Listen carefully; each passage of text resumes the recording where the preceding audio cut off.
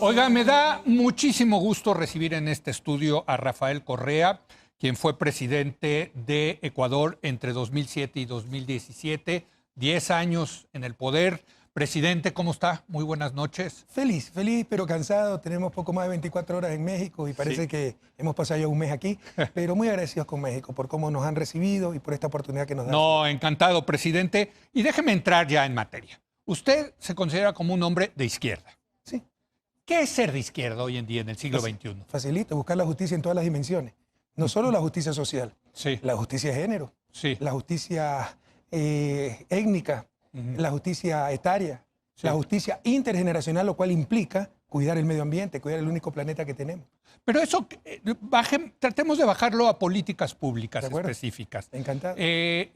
La igualdad, que yo creo que es el gran tema de la izquierda, desde luego, ¿no? Históricamente, ¿no? No necesariamente la igualdad, igualdad de oportunidades. A ver, eso es una diferencia, Es que ¿no? incluso Es ese diferente término hablar. sí. Concilia libertad con justicia. Libertad Sí. es una palabra que nos robó la derecha. Sí. Para ella, la derecha, libertad es la no intervención, sálvese quien pueda, la competencia. Que el de 200 kilos pelee contra el de 50 kilos sin árbitro. Sí. Para nosotros la libertad es la no dominación. Y para eso necesita justicia, igualdad de oportunidades. Sí. Pero a ver, eso que, otra vez, ¿qué significa? ¿Cómo dar las mismas oportunidades? Que es una cosa que compartimos todos los países de América Latina. El que nace en clase media o clase rica tiene una posibilidad de quedarse ahí. El que nace de clase pobre, también hay una gran probabilidad que ahí se quede. ¿Cómo romper eso, Eso se llama la presidente? falta de movilidad social. Y Correcto. la principal muestra que nuestras democracias son democracias de papel, no democracias reales. ¿No? ¿Cómo romper eso? ¿Cómo romper Dando eso? oportunidades. ¿Y cómo se da oportunidades? A través de la acción colectiva Sí. y el representante institucionalizado de la sociedad por medio del cual, del cual esa sociedad realiza su acción colectiva se llama Estado. Sí. Es un Estado que garantice educación, salud, oportunidades, no como mercancías, como Sí. derechos. Como derechos que los tiene que proveer directamente el sector público, presidente. Mire, lo importante es que lleguen a los beneficiarios, pero Sí. yo sí creo que hay cosas que por el concepto, ¿no?, fundamental de ellas mismas debería ser directamente provistas por el Estado. Ahora, eso pasa por algo que la izquierda también le ha dado la vuelta, presidente, que es el tema fiscal, el tema de cobrar más impuestos. Hoy en día, por cierto, es el gran principal tema en Estados Unidos, en la izquierda de Estados Unidos, que es cobrar más impuestos para dar más. Qué bueno. ¿Existe izquierda en Estados Unidos? Pues bueno, la izquierda de allá, ¿no? Digamos. La diferencia Pero entre izquierda y derecha es menor a lo que Es yo pienso menor. cuando me levanto. bueno, pero si ve a Elizabeth Warren o a Bernie Sanders, sí, ya están hablando. Estoy siendo injusto. Bernie Así Sanders es. está diciendo Pero cosas muy pasa por interesantes. un tema precisamente de cobrarle más impuestos a los ricos para darle más oportunidades a los pobres. Pero eso se llama sociedad. Eso Sí. se llama incluso civilización. Que el que más tiene, más pague para con ese ingreso, ¿no?, financiar oportunidades para todos. Pero, a ver, significa desde luego eso. Pero si usted le sube los impuestos en un país como en América Latina, los capitales se van. Ese es el gran mito que existe. A ver. Baje los capitales, los impuestos, lo que usted quiera, que Sí. es lo que siempre hemos hecho, Sí. y verá que se seguirán yendo. Los capitales responden a otra lógica. A ver. De hecho, América Latina es la región con más bajos impuestos del planeta, una de Sí. las más bajas Sí. de las regiones con más bajos impuestos. Y somos el continente más desigual del planeta. Correcto. Y uno de los factores es precisamente aquello, que el que más tiene no paga más. Entonces, es algo que tenemos que revisar Pero entonces sí deberíamos de subir los impuestos. adecuadamente y debemos ver el todo, no solo la parte. Para los propios empresarios, Sí. primero, no puede haber empresas prósperas en países quebrados. Segundo, para que las propias empresas tengan prosperidad, necesitan a quién vender. Y para eso se requiere una adecuada distribución del ingreso, adecuada distribución de oportunidades, como es manifestado. Pero nos hemos atrasado en ese sentido en el tema fiscal. América Latina está extremadamente atrasada y confundimos todo y nos dejamos engañar por el Fondo Monetario, entre otros. Por Sí. ejemplo, los déficits fiscales. Usted escucha déficit fiscal Sí. y considera que es pérdida. No.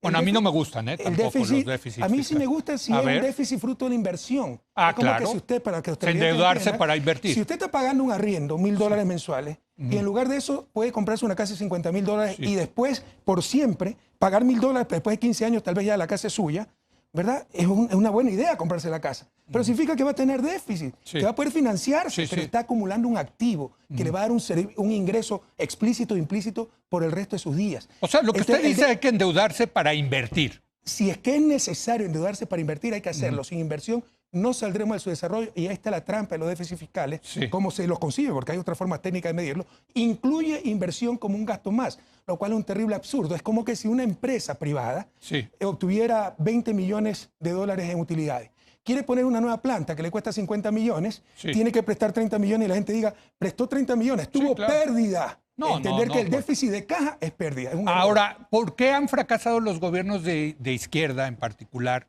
con este tema de endeudarse, pero no para invertir, sino que se los acaban gastando, presidente? No, tengo que decirle que los gobiernos de izquierda no hemos fracasado. El gobierno ecuatoriano fue un éxito total y muchos otros gobiernos como el boliviano, por ejemplo, nosotros. Bueno, es el tuvimos caso varios años- Argentina, por ejemplo. Tuvimos varios años, no, ahí hay muchos mitos. Mire la respuesta del pueblo argentino. Ajá. Tuvimos muchos años del más alto coeficiente de deuda, inversión pública, PIB, de todo el continente. Llegamos a un momento al 15%. 15%. y eso ¿Sabe cuánto transformó- estamos en México?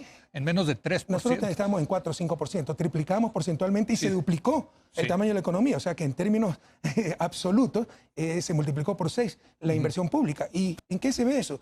En la infraestructura que tenemos, en escuelas. Eso es inversión social, escuelas, hospitales, pero también inversión productiva, los propios carreteros o carreteras, las hidroeléctricas, puertos, aeropuertos. Y eso le da ingresos para el futuro, le da competitividad sistémica. Es bueno, no es malo. Ahora déjeme preguntarle en ese sentido, porque Ecuador es un país muy especial porque no tiene control de su política monetaria, porque Así es. el dólar es su moneda. Terrible. Eso, a ver, terrible, dice usted. Sí. Terrible. ¿Y por qué no lo quitó usted? Porque hay cosas, es lo que se llama exit cost, usted seguramente lo ha visto, Sí, porque sí, sí. todos sus títulos, Sí. pero los costos de salida pueden Sí. ser gravísimos, pero no significa que sea algo bueno. Sí. Pero en economía, como en la vida, hay cosas muy fáciles de hacer y muy difíciles de deshacer. Sí. Poner un subsidio es muy fácil, sacar el subsidio No, puede bueno, lo colapsar estamos el viendo, gobierno, sí, ¿verdad? sí, Lo estamos exacto. viendo, ¿no? Eliminar la moneda nacional fue relativamente sencillo, ¿no? Era un momento de crisis, se logró consenso, mucha propaganda, mucha manipulación. Salir de esa moneda extranjera para volver a una moneda nacional puede crear un cataclismo económico, social y político. Entonces, ¿no hay manera? Puede haber en el futuro, Sí. sobre todo ir a una moneda regional como la zona euro, y yo creo que ese es el destino ¿Por de qué? nuestros países. Porque eso lo disciplina. O sea, hay también una parte de disciplina Pero es que fiscal es el- si pierde el control de la política Sí, esa es la monetaria. ¿no? teoría de la extrema derecha, ¿no? Es que Ya me está diciendo como la tengo dolor de extrema cabeza, me corto la cabeza y se le va a acabar el dolor de cabeza, ¿no? Pero creo que es más el costo que... Pero no está usted de el acuerdo. beneficio. No está usted de acuerdo La con esa. moneda Sí. es el principal instrumento de coordinación social, Sí. ¿no? Usted puede con eso reactivar la economía, Desde luego. hacerla más lenta, y también es el principal, esto es fundamental para un país en vía de desarrollo. El talón de Aquiles de un país en vía de desarrollo, incluso el Gran México, ¿no?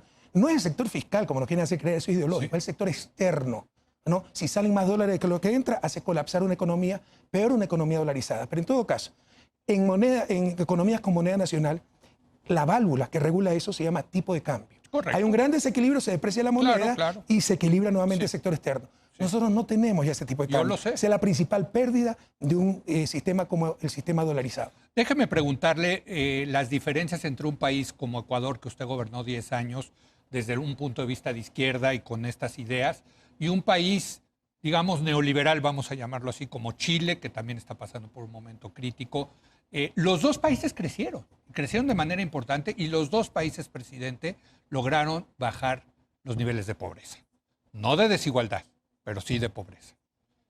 ¿Cómo ve usted el asunto? Mire, primero creo que la disminución de la pobreza debe ser el principal indicador de calidad Sí. de políticas económicas y públicas en Y general usted lo en logró. países como los nuestros, ¿no? Sí. Creo que porcentualmente Ecuador mejoró mucho más que Chile y que el modelo chileno escondía grandes contradicciones Sí. que se están evidenciando en estos momentos. Pero hay muchos mitos sobre el modelo chileno, ¿no? Obviamente, después de 19 años de una dictadura sangrienta, pues lograron un sistema que algo funcionó, No, claro. pero como usted dice, escondía grandes desigualdades. Y la Sí. pobreza es un concepto relativo.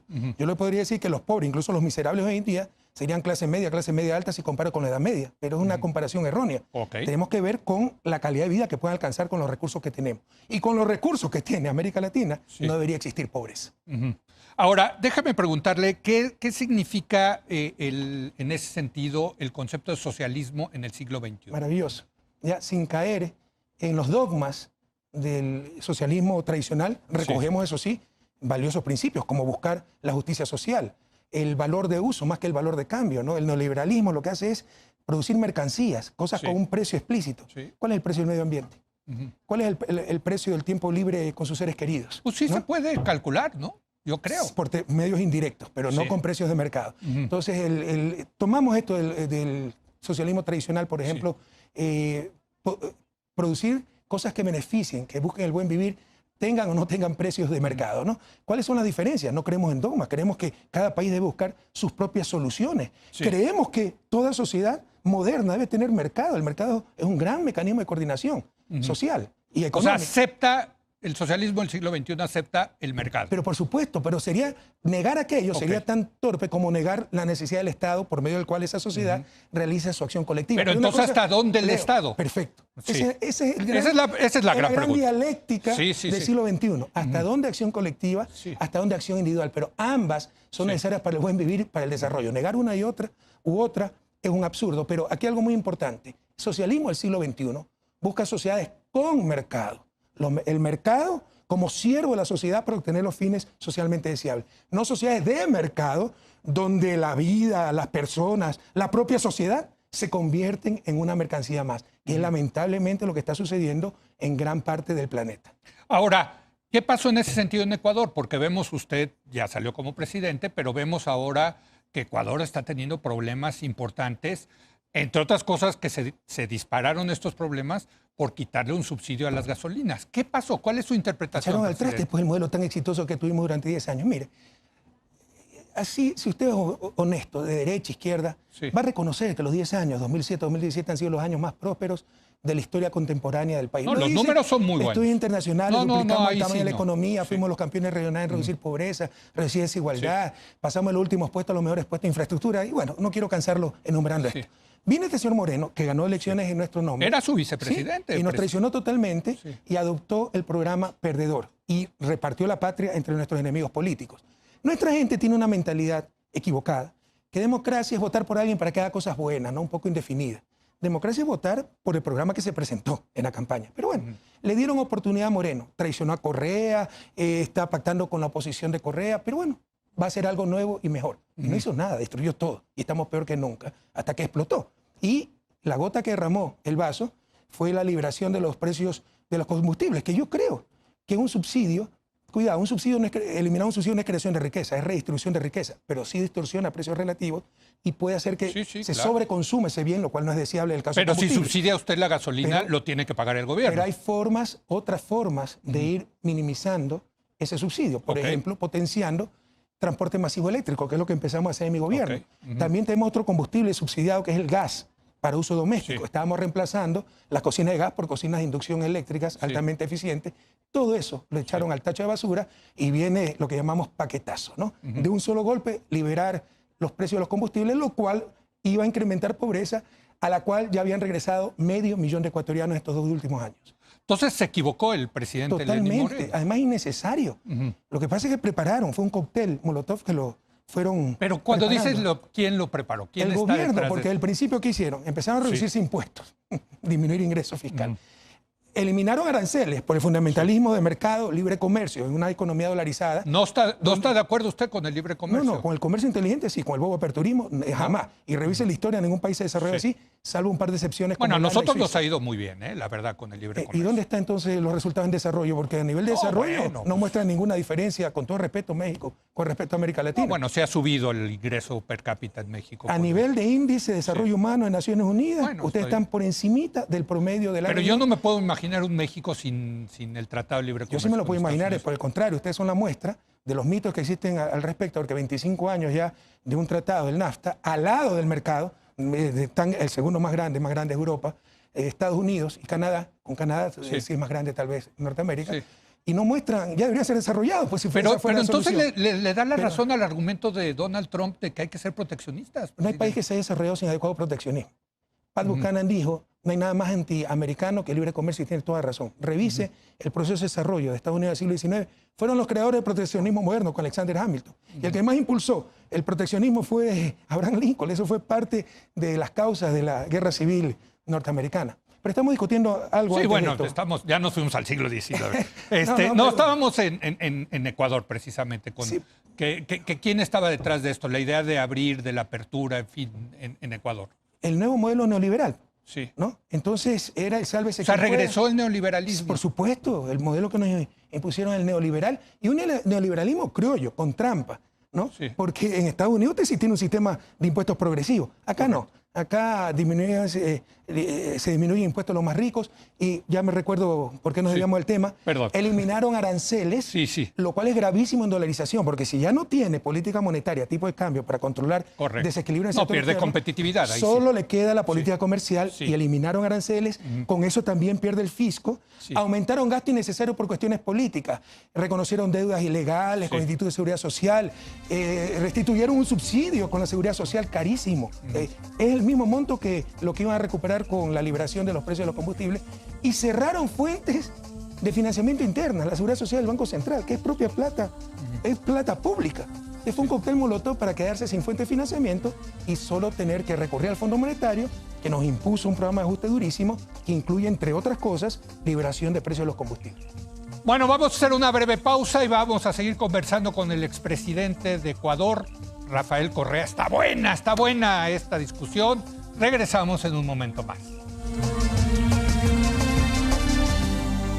Oiga, estamos teniendo una charla muy interesante con el expresidente de Ecuador, Rafael Correa, a quien le agradecemos mucho que haya venido en este viaje y está usted invitadísimo, Muchas presidente, gracias, cuando quiera venir aquí a este programa. Déjeme, estaba leyendo de uno de los logros que se dio en sus 10 años de gobierno, que fue la baja de la criminalidad. Y me parece que este es un tema, se lo pregunto, porque yo creo que este es el principal problema que tiene este país, mi país, México. ¿Qué hicieron ustedes? Eso es parte del éxito económico, porque no hay mejor política de seguridad que el desarrollo humano. Sí. Y cuando la gente tiene sus cosas, su casita, su terrenito, empieza a cuidar mucho eso y a respetar la ley y a evitar la violencia. Entonces no hay mejor política de seguridad que el desarrollo humano. Entonces hubo desarrollo humano que no ¿Qué se refiere con desarrollo humano? ¿Qué es? Bienestar humano, acceso a educación, salud, a vivienda, a un trabajo digno. Porque el neoliberalismo, y yo sé que usted es neoliberal y respeto mucho eso, y me encanta discutir con gente inteligente que no piense como yo porque aprendo, pero muchas veces por ese pragmatismo destructor, no importa que estén en condiciones de semiesclavitud, es peor que estén desempleados, no. Porque el bien más importante para una sociedad se llama el bien moral. Y la explotación laboral es sencillamente inmoral. Se pierde mucho más de lo que se gana con esa clase de cosas. Entonces, evitando eso, se genera desarrollo humano. Pero además, hubo políticas claras de seguridad sin llegar a la represión, pero mejor organización del sector seguridad. Por ejemplo, creamos el Ministerio Coordinador de Seguridad, Policía, Fuerzas Armadas, Inteligencia. Se hizo una importante reforma judicial, importantes reformas de código, sobre todo el Código Penal, que tenía 70 años de antigüedad, e incluso acciones muy directas, por ejemplo, con las pandillas. Tenemos un problema de pandillas. Son Lo que como hicimos fue nuestros reunir a carteles, estos chicos y decirles, Ajá. chicos, esa energía juvenil la necesitamos para el desarrollo del país. Les dimos trabajo, les dimos una sede social y hoy a tal punto se integraron que tenemos un asambleísta que pertenecía a los Latin Kings. Pero entonces lo que está diciendo es, hay un brazo de política social que no hay que perder y que la izquierda, la verdad, siempre ha sido muy clara en ese sentido. Pero hay otra parte, hay otro brazo, que es el brazo de la justicia, el brazo de la policía, fiscales, El respeto jueces, a la ley. de Estado de Derecho. Estado de Derecho. Que usted le invirtió dinero, por ejemplo, mucho dinero al tema de la policía, entiendo, ¿no? Y la reforma judicial también, que era ejemplo para América Latina. Pero dijeron que yo manejaba la justicia, yo no conozco a un juez de la Corte Nacional. Se me olvidó un factor importantísimo. El Sistema Integrado de Seguridad, el ECU 911, en todo el territorio nacional, inclusive las Islas Galápagos. Usted marca el 911 y tiene acceso a policía, bomberos, ambulancia, etc. Es el único país de toda América Latina que tiene ese sistema integrado en todo el territorio nacional. O sea, sí le metió dinero, hay que Por decirlo. supuesto. Le invirtió porque es una inversión también, ¿no? Pero es que triplicamos la recaudación tributaria. Nuestros detractores nos dicen que tuvimos suerte, que fue por el ingreso petrolero. El ingreso petrolero aumentó, pero no éramos gozados de ese ingreso petrolero si no renegociábamos los contratos petroleros.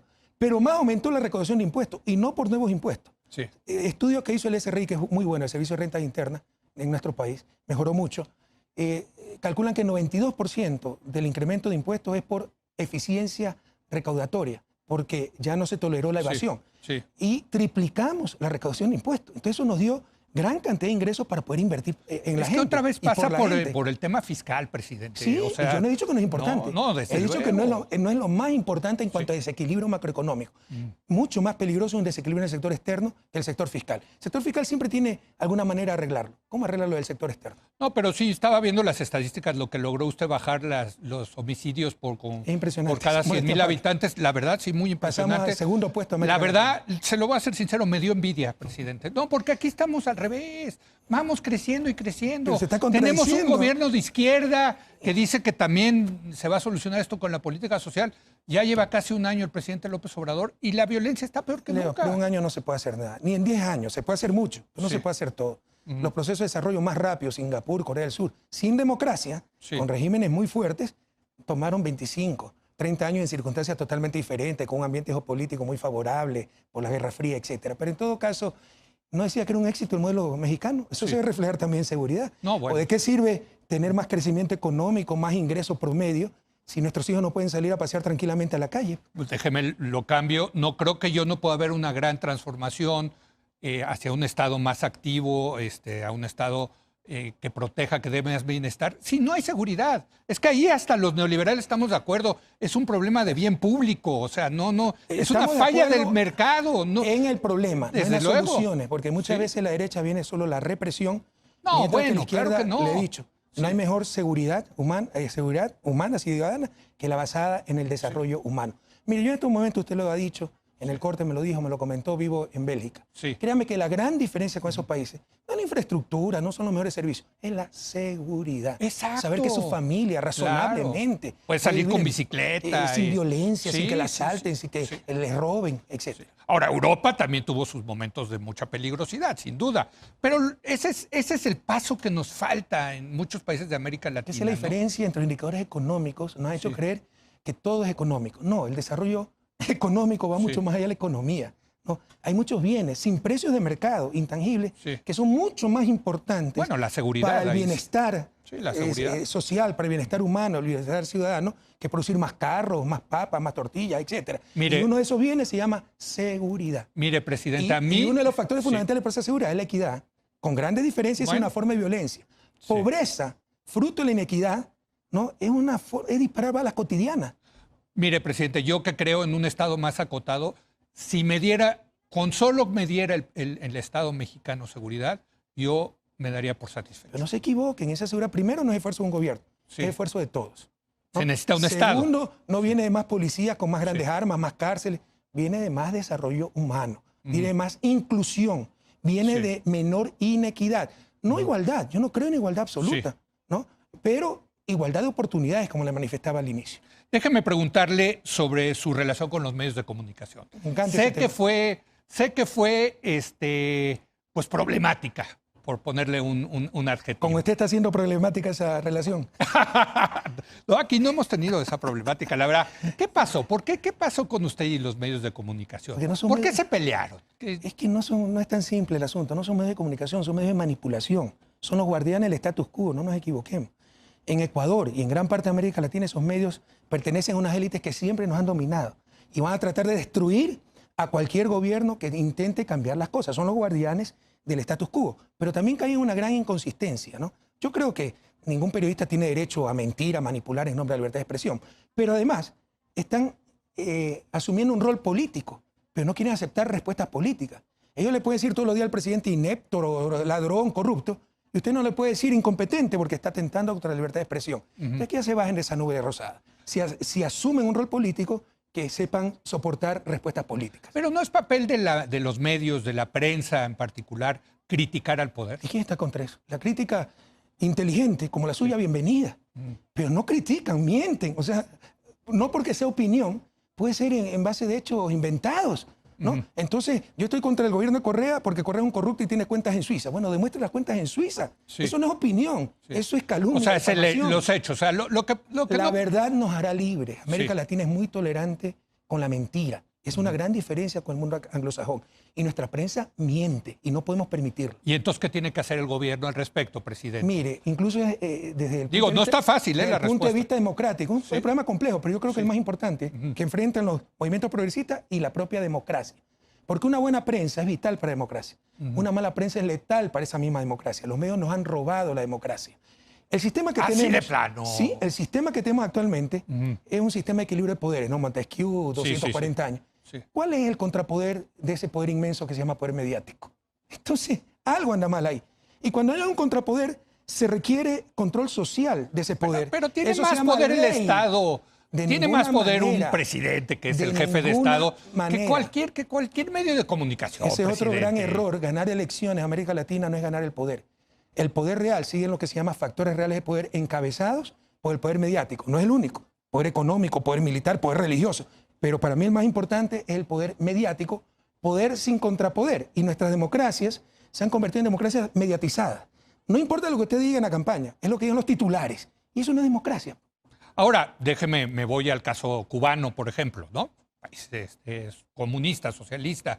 Pues ahí no hay prensa, ahí no hay libertad, ahí no se puede criticar al gobierno. Bueno, sí hay prensa, pero tal vez Bueno, tiene es razón, prensa oficial. no se puede criticar, pero no significa que la solución sea el otro extremo, que porque son empresas privadas con fines de lucro, en nombre de la libertad de expresión puedan difamar, engañar, manipular. Le insisto, nos roban la democracia y van a boicotear cualquier proceso de cambio porque todo está en función de mantener el status quo. Basta ver a quién pertenecen los medios de comunicación en América Latina. Pero y entonces hay que censurar los presidentes. No, de ninguna manera. Entonces, ¿cuál es la solución? Bueno, yo creo, me encanta este tema. Sí, y voy a escribir veo, este tema. Veo que a mí también, ¿eh? Un seminario. No, bueno, viene Pero y lo yo creo que platicamos, la solución presidente. Sí. pasa por el cambio en el sistema de propiedad. A ver. No nos engañemos, de que se inventó la imprenta, la libertad de prensa es la voluntad del dueño de la imprenta. Si por definición son negocios privados con fines de lucro y hay un conflicto entre el derecho de los ciudadanos a ser informados y el lucro de esa empresa, ¿qué va a prevalecer? Por definición el lucro. Ahora, no son tan rentables los medios de comunicación. El lucro viene a través del poder. Tienen poder. Entonces, buscan ese poder. En consecuencia, hay que cambiar la forma de propiedad. Debe haber más medios públicos, no significa medios gubernamentales, controlados por los ciudadanos. Debe haber más medios comunitarios, llamamos a Ecuador, pero, por ejemplo, el grupo de periodistas profesionales, 5, 8, que se unen, que el Estado los apoye para que hagan verdadero periodismo. Ahora, la no tecnología dependan de auspiciantes, Sí. no busquen necesariamente el fin del entiendo. lucro, se dediquen solo a la tarea de informar. Ahora, la tecnología no está resolviendo ese problema con las redes Parcialmente. sociales. O sea, sí está rompiendo, se está rompiendo esa especie de monopolio de la que usted está hablando. Por experiencia que le tenían digo- los medios tradicionales, ¿no? Por experiencia le digo que eso está sobredimensionado. Sí, ¿Sí? se ha mitigado Ok. el poder de los medios hegemónicos, pero no es que ya más importantes son las redes sociales. De hecho, las redes sociales muchas veces reproducen lo que dicen los medios hegemónicos, que ya siguen teniendo un poder enorme. Tal vez ha disminuido. Antes podían imponer un gobierno. Ahora tal vez no tienen ese poder, pero sí tienen el poder de vetar o boicotear cualquier política que no les convenga. Déjeme hablar en ese sentido de algo que fue muy importante durante su gobierno y que tiene que ver con el Internet. Julian Assange, usted le dio refugio en la embajada. Cuéntenos de esa decisión. Bueno, La eso- embajada de Ecuador en Londres, Mira, ¿no? yo al menos en lo personal tengo un problema para la política, que es ser muy coherente. Podemos Sí. explicar todas nuestras acciones. Podemos equivocarnos, ¿eh? ¿Quién Sí. no se va a equivocar en 10 Sí, sí. años? Pero normalmente somos coherentes. Yo no es que coincido con todo lo que ha hecho Julian Assange, pero era claro que no tenía garantía del debido proceso. Era claro que pedían juzgarlo en Estados Unidos con leyes que implican la pena de muerte, lo cual es rechazado por el Sistema Interamericano de Derechos Humanos y todos los tratados de derechos humanos a nivel mundial. Si usted ve el reporte que se hizo después de 2 meses de estudio, por eso se le otorga el asilo, porque no hay garantía del debido proceso. Pero supongo que tenía muchas alternativas, no sé cuántas alternativas tenía Assange, pero yo cuando escuché que Ecuador sí me llamó la atención. Qué raro, ¿no? Que busque asilo en un país donde no se respetaba la libertad de expresión. Bueno, Para que vea que era mentira. pero ¿fue una decisión difícil para usted? No, por ejemplo, ¿no lo presionó Estados Unidos? No, de ninguna manera. ¿No? Con Snowden sí me llamó el vicepresidente, pero tampoco sin presionar, sino decir, están preocupados porque ha pasado esto. Y bueno, vamos a tomar en cuenta sus preocupaciones, pero jamás hubiéramos aceptado ninguna clase de imposición o de amenaza. Pero no, lo que se hizo, mire, es nuestro derecho soberano. Nosotros podíamos darle el asilo sin dar explicaciones a nadie. Pero se hizo un estudio de 2 meses, con un reporte ahí, y fundamentando las razones por las que otorgábamos ese asilo. Déjeme hacerle una última pregunta y desgraciadamente ya no nos queda mucho tiempo. Yo me hubiera quedado mucho más tiempo con usted. Encantado con Se ve que le gusta la polémica, presidente, y me encanta, ¿no? Me gusta el diálogo, y enriquecerme con las opiniones de los demás. Así es. López Obrador en México. ¿Cómo ve? ¿Es un cambio importante? Por supuesto que es muy importante, pero no le pidan hacer todo y en menos de un año. Sí. Le repito, ganar elecciones en América Latina no es ganar el poder. El poder real sigue en los factores reales de poder, poderes fácticos tradicionales encabezados por la prensa.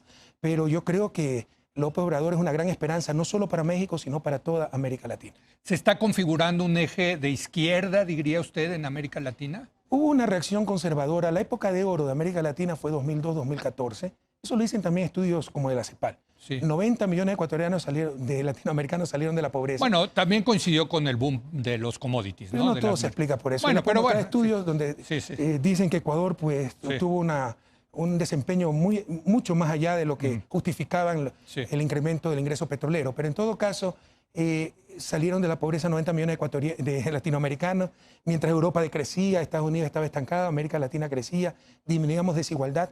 En el 2014 se revierte eso, entre otras cosas, por el cambio en el entorno económico, desplome de los precios de los commodities, y que la prensa de derecha dijo es culpa de las políticas progresistas. Y empezaron a llegar gobiernos de derecha reaccionarios por todos los medios, a las buenas o a las malas. Por ejemplo, en Argentina lo ganaron democráticamente, entre comillas, aunque el gran opositor de Scioli fue el Clarín, no fue Macri. ¿no? Bueno, pero pues se vale, ¿no? Que el Clarín... Bueno, pero hacer una propaganda. Sí. ¿no? Bolsonaro en criticar a la prensa es criticar la libertad de expresión, no es criticar a esas empresas que no cumplen con sus deberes. Como cuando nos decían cuando estábamos colonizados, para mantenernos dominados, que criticar al rey era criticar a Dios. Ya superemos esa cosa. Podemos y debemos criticar a la prensa. Pero en todo caso, en Brasil llegaron a la brava con un golpe parlamentario contra Dilma. En Ecuador llegaron por la traición. Pero bueno, hubo un cambio en la realidad de América Latina. Pero más rápido de lo que se desarrolló ese cambio, empezó ya a desaparecer con la victoria de Alberto Fernández en Argentina. Entonces yo creo que hay un cambio muy importante en la región. Con las protestas que hemos visto en rechazo al neoliberalismo en Chile y Ecuador, con la victoria de Evo Morales en Bolivia. Ahora, sí hay que decir que si la izquierda no produce resultados en materia de seguridad y de economía, pues la derecha va a regresar al poder. Ese es el punto. ¿O no? Generamos esos resultados. ¿Por qué cree que a mí me están persiguiendo judicialmente? Porque saben que si hay elecciones, yo regreso al país, les gano todas las elecciones. Entonces utilizan estrategias antidemocráticas. Mire cómo se ha ganado en Argentina. ¿Por qué no dejaron participar a Lula? Porque si lo hubieran dejado participar el presidente de los Estados Federados del Brasil, sería Ignacio Lula da Silva y no Jair Bolsonaro. Le robaron no solo la libertad a Lula, sino la democracia a Brasil. Y ese apoyo popular no es porque somos carismáticos, interesantes, estas cosas. Es por lo que la gente compara y sabe que antes vivió mucho mejor con nuestra política progresista. Mi productor me va a matar, pero sí le quiero hacer la pregunta. Maduro en Venezuela. ¿Cómo lo ve usted? Bueno, porque yo lo veo desde una perspectiva ahí sí diferente, de que no hay democracia en Venezuela. ¿Y usted cómo puede analizar la situación de Venezuela, que es un país en guerra? ¿Usted ha analizado las sanciones que le ha puesto Estados Unidos? Es una agresión. Es el mismo argumento de Cuba. Pero es un argumento válido. Usted puede juzgar la situación política, social y económica de Cuba, el éxito o fracaso de las políticas socialistas, cuando tiene 60 años un bloqueo criminal con el cual México no aguantaría 3 meses. Perdóneme que sea tan cruda una comparación. Sí, no, está bien. Entonces, levanten el bloqueo, levanten las criminales sanciones a Venezuela y el día siguiente discutimos de cómo vemos la democracia en Venezuela. Bueno, yo ya me dejó ahí picado con ganas de polemizar con usted, pero ya nos tenemos que ir. Presidente, muchas gracias. De verdad, venga más seguido a México. Si me invita con programa. No, yo adoro venir a México. Gracias a Rafael Correa. Gracias a usted por habernos acompañado. Yo lo espero mañana en punto a las 10 de la noche, cuando otra vez sea la hora de opinar. Aquí nos vemos.